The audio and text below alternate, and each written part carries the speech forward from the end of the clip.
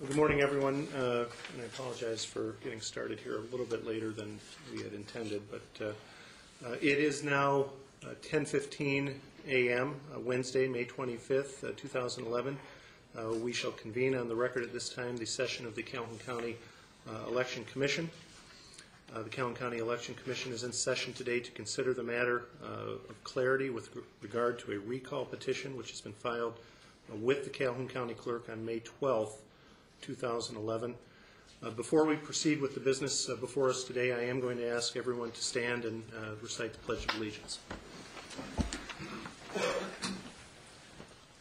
Pledge allegiance to the flag of the United States of America and to the republic for which it stands, one nation, under God, indivisible, with liberty and justice for all.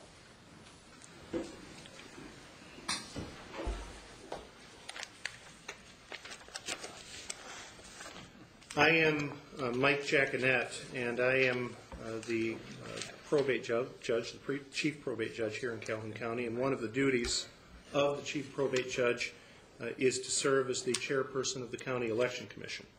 Also present with me today are Ann Norlander, who is the Calhoun County Clerk, and she is the secretary for the Election Commission, and present also is Ann Rosenbaum, who is the Calhoun County Treasurer. This matter is being recorded and minutes will be taken, and I believe, Ms. Lowe, you're taking those minutes? All right. And Ms. Lowe, it's also my understanding that we have complied with the requirements of the Open Meetings Act and that notice of this meeting has been properly given to the petitioner, to the person who is the subject of the proposed recall petition, and also that notice has been posted for the public interest. And have we, in your view, complied with the Open Meetings Act? Yes, we have. I got that both from Ms. Norlander and yourself. Thank you. Regarding the agenda for today, may I have a motion for approval of the agenda? So moved. And is there support? All right. And are there any commissioner comments regarding the agenda? No. All right. Then the agenda is approved. As I've indicated, we are convened today for a clarity hearing concerning the wording of the proposed recall petition. It is our task today to review the recall petition for clarity and clarity alone. It is not the responsibility or duty of this commission to pass on the accuracy or merit of the recall petition, but rather to focus on the simple question whether each reason for the recall stated in the petition is of sufficient clarity to enable the officer whose recall is sought and the electorate to enable them to identify the specific transaction or transactions that serve as the basis for the recall, and to further give the person who is the subject of the recall an opportunity to mount a defense regarding the alleged conduct. This commission does not review the reasons set forth in the petition to determine whether or not the reasons constitute misfeasance, malfeasance, or nonfeasance in office, or even whether the statements are truthful. The sole purpose of this hearing is to determine whether the reasons stated in the petition are sufficiently clear statements of the reasons for recall. The recall petition before the Commission today involves 63rd State House Representative James P. Bolger. The sponsor of the proposed recall petition is Autumn Smith, who is a resident of the 63rd District. The reviewable portion of the petition reads as follows.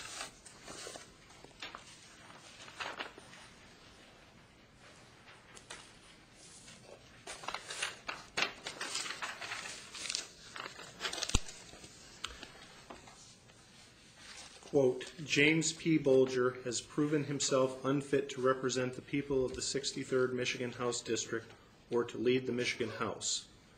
He lead the vote of PA 4 of 2011, commonly known as the, quote, Emergency Financial Manager Law, close quote, which grants to state-appointed emergency financial managers the power to invalidate, without court order, legal and binding contracts entered into by duly elected local authorities. He worked directly with Rick Snyder to promote bills that raise taxes upon retirees and lower income families while cutting taxes on corporations and businesses. It is clear he does not work in the best interest of the people of Michigan. Close quote.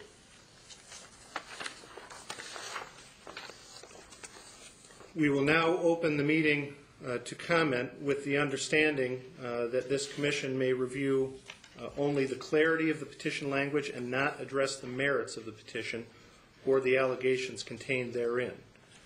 And should anyone wish to have comment, there will be a time for he or she to step forward to the microphone and be heard. First, I am going to address the petitioner, Ms. Smith. Ms. Smith, if you'll come to the podium here.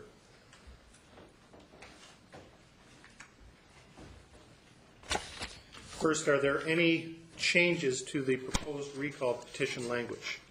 None other than what I had already submitted prior.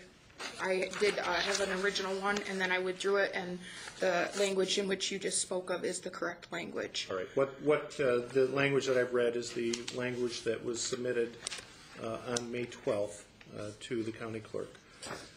Does the petitioner, Ms. Smith, do you have any comment or any statements as to the issue of clarity of the petition? I feel that the petition is clear. I feel that it's understandable for those in the 63rd District, for the common person on the street to understand. I stand behind the language. I feel that it's very easily read. It follows similar language that has already been approved across the state in other recalls, the type of language. So I feel that there is a common understanding that this language is very clear to the residents of the 63rd. All right. And do you have any other comments related to clarity? Not related to clarity, no. All right. Thank you. Can I say one thing I do want to state on the record? Well, you do have an opportunity. I think we have a 5-minute opportunity. You'll have 5 minutes to make your statements, but I do wish you to, and everyone who makes a statement here, to understand that what we're dealing with here is simply the clarity issue. Well, I just want to make it known on the record there are multiple conflicts of interest among the board, myself, and the officer. I have copies here for each of the commission members and also Mr. Bolger's attorney. The conflicts of interest are that I have campaigned for Mike Jackinet and contributed to his campaign in 2010. The other conflict of interest is that Jase Bolger and Ann Norlander, I have campaign finance reports to show that there was donations made between the campaign of Ann Norlander contributed to Jase Bolger's campaign. Also, there was a host committee hosted last night with Jase Bolger and Ms. Norlander being on the host committee for Lieutenant Governor Brian Calley that took place last night at Mayor Baldwin's house the night before my clarity hearing. And I have this all documented, and I am more than willing to provide copies of that to everybody, but I just want that to be on the record. All right. And I'm going to need some assistance from either of the other commissioners or council as it relates to Robert's rules here. Because I do think that we need to address what's been brought up, but I want to make sure that we do it in the context of the appropriate rules. And Mr. Lindsay, do you have any? It's not properly before this commission as part of this hearing. I guess the other commissioners have any experience with this in the past. No, but I will speak to it. Please speak to it. Do you want me to speak to it now or during the appropriate time? I would say speak to it during the appropriate time. I don't think this is the appropriate time for this to be part of the record. Okay, because I do want to talk on it. All right. Do you have anything else that you wish to say related to comment? No, I just, I've been advised by several people that the recall language mirrors language that has been approved, and I'm just standing by it, so I believe that's all. Thank you. I don't see Mr. Bolger present. Is there anyone here who wishes to speak on behalf of Mr. Bolger regarding the issue of clarity? I do, Your Honor. All right. My name is Gary Gordon. I'm here on behalf of Representative Jase Bolger. I'm currently with the Dykeman Gossett law firm, but I think I should disclose one point, is that prior to being with Dykeman Gossett, I was an assistant attorney general for about 30 years And for 25 of those years, roughly, I represented the state, the Director of Elections, the Board of Canvassers, and Secretary of State in all campaign finance and election law matters. And since I have not been with Dykema that long, there is on occasion some confusion as to why an Assistant Attorney General is appearing. I am no longer an Assistant Attorney General. I'm in private practice. Begging your indulgence, if I may just very, very briefly address the comment dealing with the conflict of interest.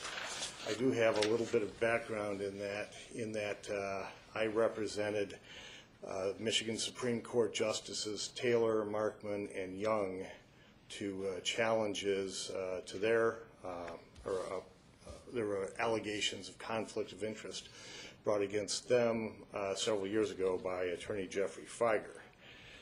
The standard, and since you're acting in a quasi-judicial fashion here, I think the standards that were dealing with judges may be applicable here. And those standards are that there has to be an actual demonstration of bias or prejudice before a quasi-judicial officer can be disqualified or should disqualify him or herself. In the instance of judges, for example, as Your Honor is well aware, attorneys can be solicited for campaign contributions up to $100, and they can voluntarily contribute more than that to a judge. The fact of the existence of campaign contributions in support of a judge is not a valid basis for disqualification of that judge, especially in the limits set forth in Michigan. The fact that somebody may or may not have worked in support of or in opposition of a judicial candidate is not a valid basis for disqualification. Otherwise, we would have no members of the bar who are eligible to practice before any judges. The standards are quite high. There has to be a disqualifying economic interest. It's got to directly affect the judge through direct pecuniary loss or gain. Campaign contributions certainly do not rise to that level and are excluded from that. There has to be, as I noted, a demonstration of actual bias or prejudice. That hasn't been made, and that certainly hasn't been alleged here. So I think an allegation of potential bias is really a red herring and should be disregarded by this tribunal, even if it were properly before them. If I may, I'd like to turn to the petition, unless you have any questions on that. Well, what I am going to indicate is this matter was brought up by Ms. Smith, and it did cause, in response, some time to be spent on that. So I am going to allow you to have up to 5 minutes to speak to the clarity issue. Thank you, Your Honor. I may accidentally go over that because I do have some extensive notes. We have filed objections with this tribunal in writing, and I rely primarily on those. But I'd like to just make a few points. Number one is that recall is an extreme remedy. Recall is not provided in the Michigan or in the federal Constitution. It's a creation of the Michigan Constitution. The legislature has imposed very, very strict requirements for the use of recall, and more so than in general elections. For example, the recall petition, once approved, is only good for 180 days. Signatures on that petition are only good for 90 days. The clarity hearing requirements that we're engaged in here are for a specific purpose to make sure that the rules are strictly adhered to. The recall causes disruption in the community. It causes a great deal of expense to the community, local election officials, because there has to be an election, a special election to fill the vacancy. And if the recall is successful, there will be a period of time during which the people of this district will be without representation. Therefore, the recall standards, I believe, have to be strictly adhered to. The legislature has imposed this clarity standard. And if I may quote very briefly, a petition for the recall of an officer shall meet all of the following requirements. Shall state clearly each reason for the recall. And your responsibility is set forth in section 168.9523. It states the board shall determine whether each reason for the recall stated in the petition is of sufficient clarity to enable the officer whose recall is sought and the electors to identify the course of conduct that is the basis for recall. The case law that we've cited in our objections are that the statutory requirements are mandatory in nature. These aren't directory. Some election law provisions are. These aren't. These are mandatory. The phrase clearly has been defined in Michigan case law as, and I quote, visible, unmistakable, in words of no uncertain meaning. So why do we have these standards? Number one, so the office holder can respond. So the office holder can look at the allegations and state, okay, I know what conduct that refers to, and I can respond to that. More importantly, the reason for the clarity is so that a voter, without the background, without political involvement, has to be able to look at this petition and determine from the face of the petition exactly what conduct is being complained of, and to make a decision whether to support the recall or not through their signature. And thirdly, and I think most importantly, is so a voter walking into that election booth can look at that language, and from the language there can make a definitive decision as to what specific and exact conduct is being complained of and whether they want to vote to recall the individual or not. The petitions here, and I disagree with the statement of the proponent that similar petitions have been approved. I've been involved in several of the recall clarity hearings around the state recently. One on Monday was with regard to Representative Johnson, and that took place in Harrison County. Now, the Commission's decisions in other counties are certainly not binding on you, but I think they're instructive, especially when they have similar language. The petition there was very, very similar to this, except it had the phrase financial martial law in it, and that petition was rejected. But in Midland County, dealing with Senator Molinar, it was very similar to this language. And one of the phrases in that petition was that the individual is unfit to hold office. And I quote from a media account the comments of the county clerk in rejecting this petition stated, and I quote, "It was very ambiguous. When you use words like unfit, everyone can make their own assumptions of what unfit means, but it's not clear." The petitions were rejected, apparently on that basis. This petition is incomprehensible. It uses the term unfit. Now, as we've pointed out in our objections, unfit is a term of art. For judges, for example, it requires a showing of moral depravity. All right, sir, we are at 5 minutes, so I am going to ask you to wrap it up. Okay. Well, the phrase unfit is not substantive. It's not easily definable. It's certainly not clear. The second sentence is grammatically incorrect. It says he lead the vote for PA4. We don't know what that means. He wasn't, Representative Bolger wasn't a sponsor of that. He didn't draft that law. It states that the petition or the law is commonly known as the Emergency Financial Manager Law. The law's term is defined in Section 1 of the law. It doesn't say Emergency Financial Manager. It says this act shall be known as the Local Government and School District Fiscal Accountability Act.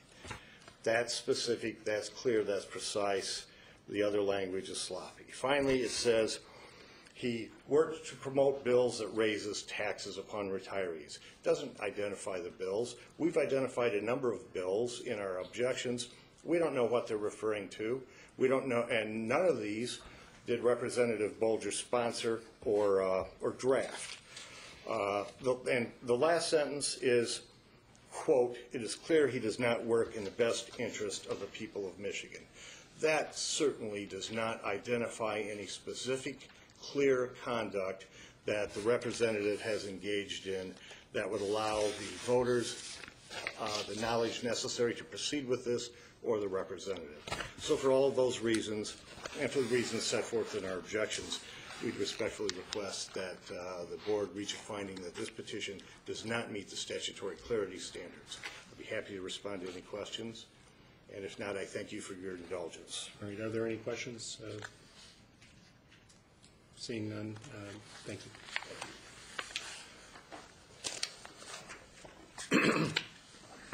Does any member of the public pursuant to the Open Meetings Act wish to speak to the issue of the clarity of the recall petition?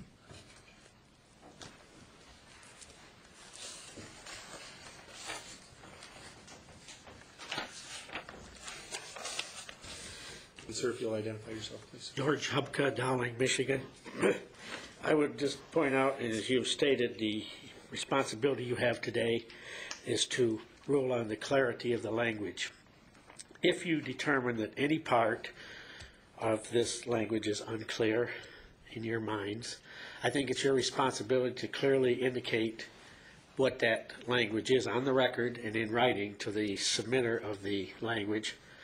And if there's more than one point that you find unclear in here, that they all be denoted today on the record, and then the submitter would have an easier chance of bringing back language that is appropriate. Thank you. Thank you. Does anyone else wish to make a comment?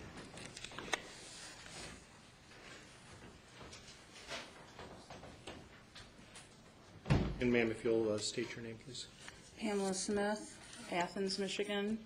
My understanding is unfit to hold office would not be the same as unfit to represent. You can be unfit to hold office and you'd still be unfit to represent. But unfit to represent is if you are not doing your job for the citizens that you represent. Jase represents a lot of working people, older people, and the votes that he has made do not go along with the people he represents. That's all I have to say. All right, thank you. Is there anyone else that wishes to make a comment? Seeing no one else that wishes to make a comment, do I have a motion before me to decide the issue of clarity as to the proposed recall petition now before the Commission? So moved. Is there a second? A motion to do what? To decide the issue? Yes. All right, and is there discussion? I do have some discussion that I want to bring up, and I'm going to do this in two parts. First, I do want to address the statement of Ms. Smith related to conflict of interest. And I can't speak to and won't speak to the other commissioners here because they certainly can do that for themselves.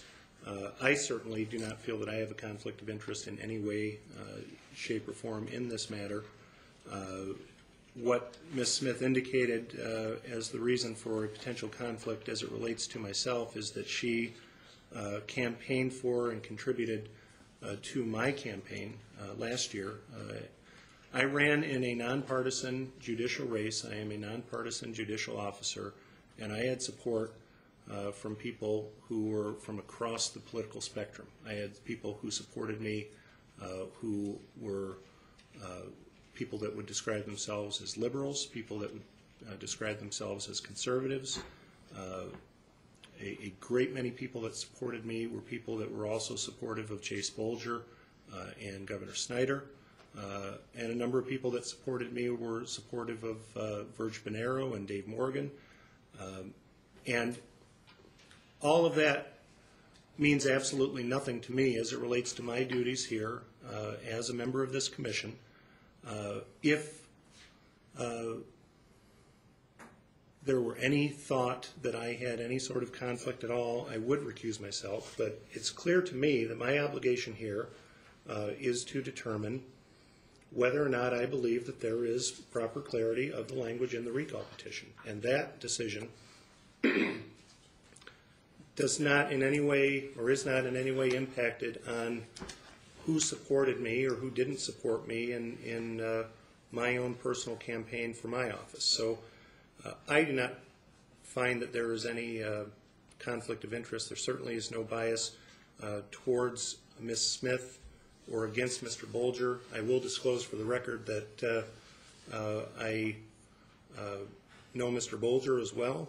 I don't consider myself to be close personal friends with either individual, but I know both the petitioner and the officer that's the subject of the recall petition, and those acquaintanceships don't rise to any level where I think that I have any sort of conflict. So I have further comment, but I would ask the members of the commission if the commissioners have any comments specific to the allegations of conflict of interest, if either of the commissioners would respond at this time. I would love to. All right. Let me respond to you. I have been the elected county treasurer of this county for 31 years. That means I am a politician. In these days, of course, that has become an ugly word. It's probably lower than used car salesman.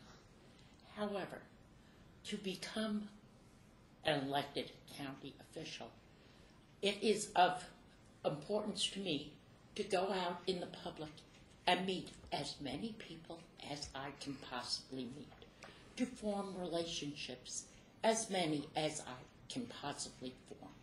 In doing that, apparently I am the only one without conflict, because when I read the original, it said I was a host last night, which I was not. And that's because I thought I had my granddaughter's birthday party, but that's something altogether different. I have known Jase Bolger since he started. I like a lot Jase Bolger. I respect him. He is a man of high caliber and integrity. I don't know that I'd call him a friend, but Jase and I have been in rooms many a time, quote, politicking. Because we are here as a Clarity Commission, we are taking up individuals who are equally politicians. It's recalling elected officials. The next one we have is Mike Knopfs, also an elected official, also someone I have known since he started in politics. I respect and I like Mike Knopfs. He is a man of integrity. He is a man who I think is very successful at what he does, and I support him. And I'm embarrassed to say, obviously, you found out, I guess I didn't write a contribution to either the judges or Bolger's campaign, but that's just me. The last recall we did was Terry Bays. It was Emmett Township folk. I have known Terry, who is the treasurer of Emmett Township, since before she was treasurer. I know her family. She was an excellent treasurer. But the language was clear. I hated to lose her as treasurer. But yes, I had a relationship with her. You paint conflict of interest by such a broad brush that any elected official who is sitting with an elected official, because they're a politician, is obligated to know that person. This man, this judge, worked very hard all last summer to get elected. So did she before him? There's no comment. No comment. There's no Please, comment. you had your time. I'm sure he went to every township meeting. I'm sure he made it a point to shake hands with every township official. And as part of trying to get elected, as far as I know, I can speak for Ann and myself, we're not independently wealthy, and I don't think the judge is. He had to raise money. That's what politicians do. We do it so we can run an administrative office, but we also have to go out and meet the public, be visible, and be in the room with other politicians. And sometimes you're sitting at the same table. You're breaking bread with them. Is that a conflict of interest? This is what the job is all about. To me, and sitting on multiple boards, conflict of interest is only important when you don't disclose it, when you're trying to hide it. I am disclosing fully. I know Jase Bolger. I have known just about every elected official. When did they change the law? 25 years ago? And develop the election commission sitting on the Clarity Board. Now, if you want to do something about conflict of interest, and I wish you would, get them to change the law that requires the three of us to sit on the Clarity hearing. We would all love it. When we were elected, we took an oath to support the Constitution of the United States and the laws of the state of Michigan. And one of those laws is we will sit as the election commission, and for some reason 25 years ago, the state decided it would be the clerk, the treasurer, and the chief judge of probate. Now that I am in the foreclosure business, I really hate evicting people from homes. But the second thing I hate most is sitting here. I would support you if you wrote legislation and got us out of this. Find 3 people who live under a rock, who don't know politicians, who can therefore judge on pure clarity. Or maybe you want to fund a group that will go from county to county, because this happens in all 83 counties. And I can tell you, my fellow treasurers hate doing this, as I'm sure the probate judges do, as I'm sure the clerks do. And we would support legislation that will take us out of this. But till that happens, we will sit here and we will do what we were elected to do. And we will support the laws of the state of Michigan. Your conflict of interest claim is purely baseless. You paint it with such a broad brush. I'm done. Thank you. Well, that's a hard act to follow. I guess thinking I was the most fiscally conservative Republican I knew, I guess I'm proven wrong, since I contributed the most amount of money to a candidate of the 3 of us. I too would suggest that the recall itself is flawed, and our office, I speak as the county clerk, has been inundated with recall petitions. We worked until 6 o'clock last night, working on some of this preparation, just agendas and things like that. And the time that's put in is time that we felt was well spent, so that we were organized and could represent all sides of this clarity hearing. Our clerk registered from Kalamazoo County, who is in the audience today, Tim Snow, and he represents part of Jase's district. Jase represents part of Tim's county. Of the 3 of us, and probably would be classified as the most political. In my 22 years as county clerk, I've been the highest vote getter on each of the presidential ballots, and I didn't do that without the support of Democrats, Republicans, Libertarians, Tea Parties, Patriots, across the board. What we have to offer in our office is service. That's what we've tried to do today, and I promise each and every one of you in this courtroom today, listening to this clarity hearing, that I will rule to the best of my ability on the clarity of this petition. I understand fully that if we should rule against the clarity of it, you may bring it back. I would also ask, once it has been approved or disapproved, that when it has been approved, that you keep in close contact with our office so that the procedures are followed, so that if petitions come back in, they're filled out correctly. Those are the things I ask of you that have submitted this recall language, and I just feel that our nation and our state are in total disarray, and it's very hard for me to understand what's going on. It's just a world of conflict. So I'll leave it at that.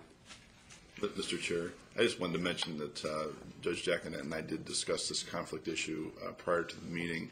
And I think Mr. Gordon has properly stated the applicable standard, which is the judicial standard for recusing yourself from these hearings.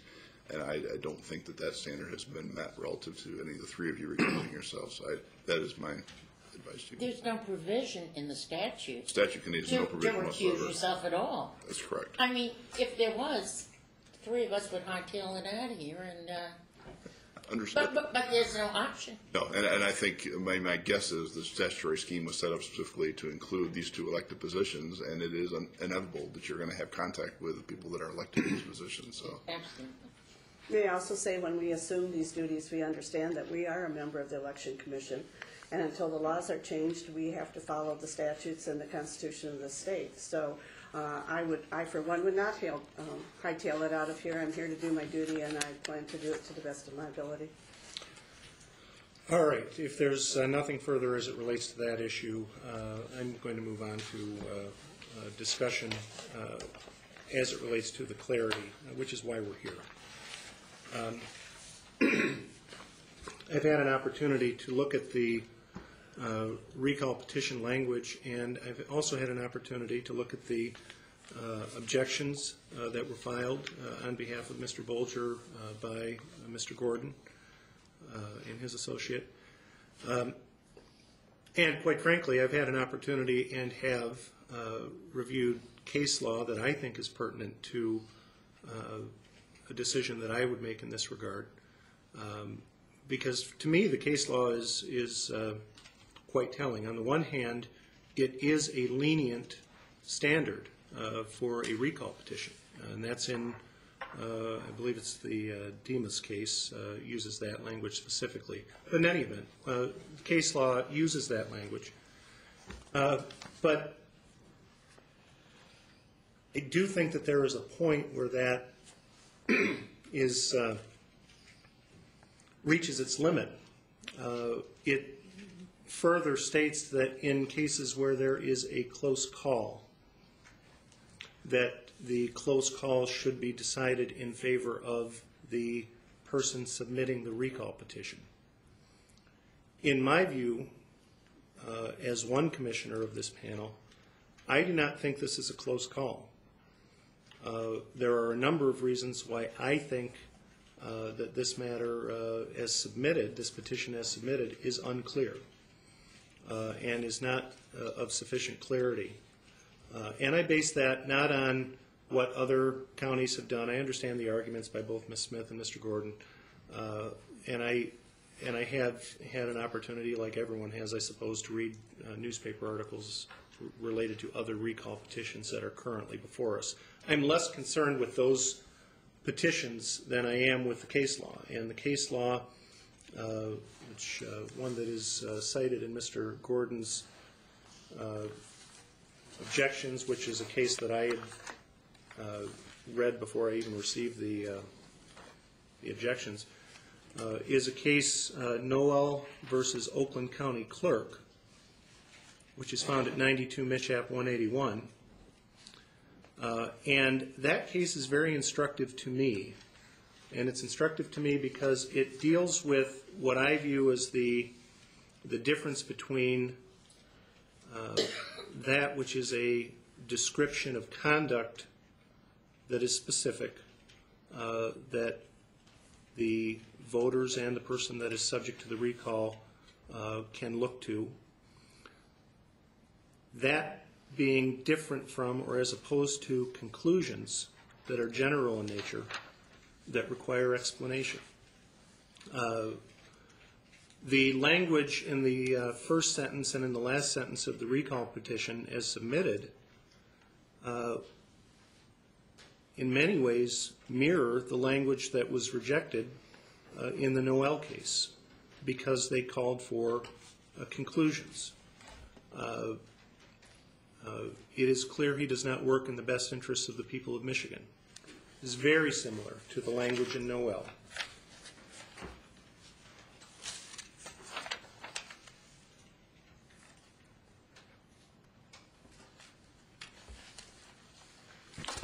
Which is incompetence in administering his or her duties as an elected official and in a manner not conducive to the better interests of the residents of the city of South Lyon.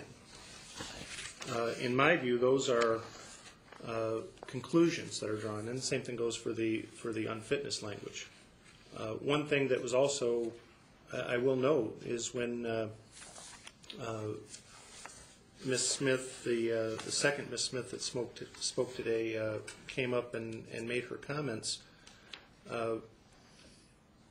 she found it necessary, quite frankly, to explain what she meant by, or what was meant in her view by the phrase unfit to represent. And she used that as in comparison to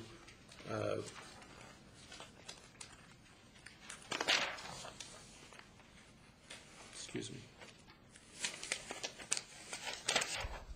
to unfit to hold office.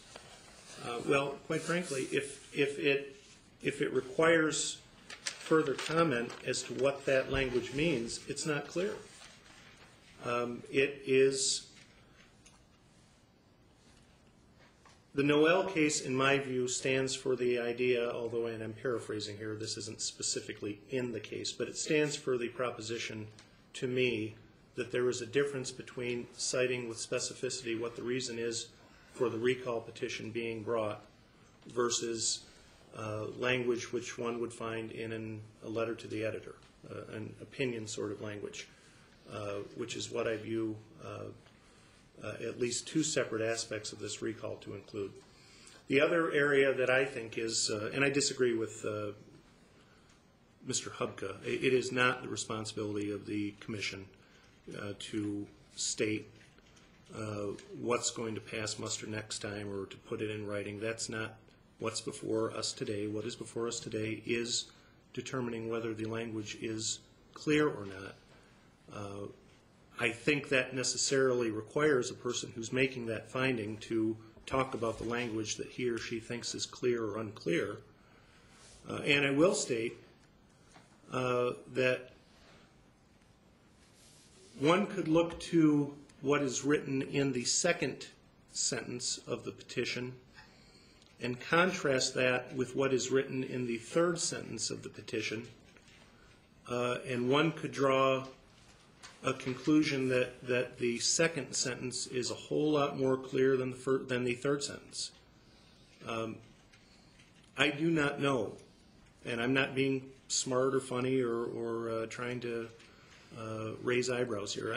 Seriously, I do not know what the petitioner means by to promote bills. I do not know what bills are being referred to. I do not know what promote bills means. I don't know.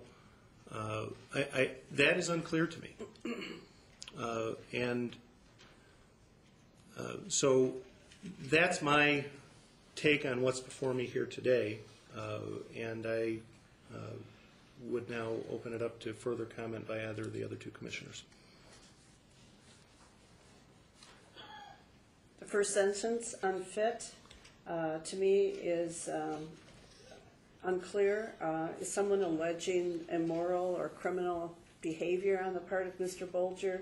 If you're unfit to do something, let's be specific as to why he's unfit. I agree, it's a judgment call. To me, that's confusing.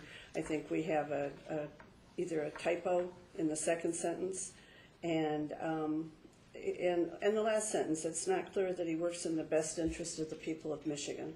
Once again, it's an opinion. I want to see specifics, as Judge Jackinet pointed out, and once we have a clear understanding of why he's being recalled, then we'll review it. And Ms. Rosenbaum, do you have any comments? Somebody can make a motion. All right. And is there a motion for the board, for the commission to vote on the clarity or lack of clarity of this petition? So moved. Support? All right. And will the clerk call the roll? Is there a motion relative to the clarity, or this is just to take the vote? This is to take the vote. Take the I'm vote, sorry. okay. And if I misspoke, I apologize. Okay, County Treasurer Ann Rosenbaum, Yes. County Clerk Ann Norlander, Yes. and Probate Judge Jackinet. Yes, and just for clarity's sake in this vote, yes means that it is an unclear petition.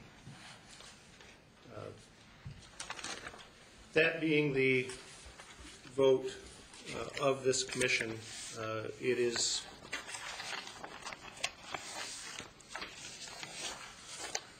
the decision of this commission that the language in the recall petition is unclear and is rejected.